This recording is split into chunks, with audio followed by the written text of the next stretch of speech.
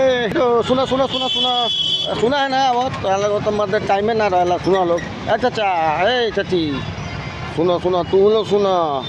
भाभी दादी बहन सब लोग सुना लोग देखो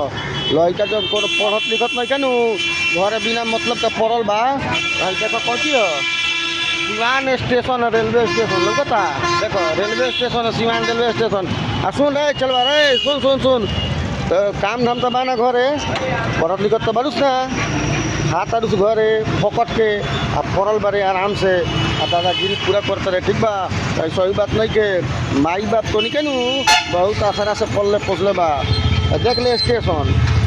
अगर इज्जती बारू तो जो कमाए आ कमाए जाके अपना माई बाप के मदद करे हेल्प कर ठीक बा नौटंकी ना बहुत नौटंकी करते रहे बिना मतलब के तारा लाज नहीं खा लगत हो तारा लाज लगता तार माई बाप तारे कमा के खियावता पियावता लाज लगता तारा से डरे उ रात भर सुतत नहीं के बेचारा परेशान रहता कि हमार बेटा कोई बा का काम का करके आई तारा तारा समझ में नहीं क्या हो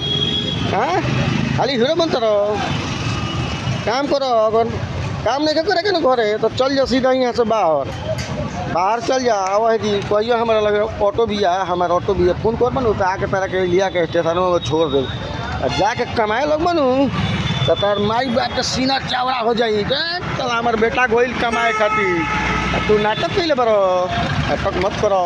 ए चाचा ए सुनो ए चाची तू सुनो देखो हमरा कहे के मतलब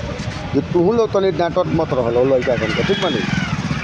आराम से प्यार से समझा बुझा के ओकरा के भेजो लोग कमाए खातिर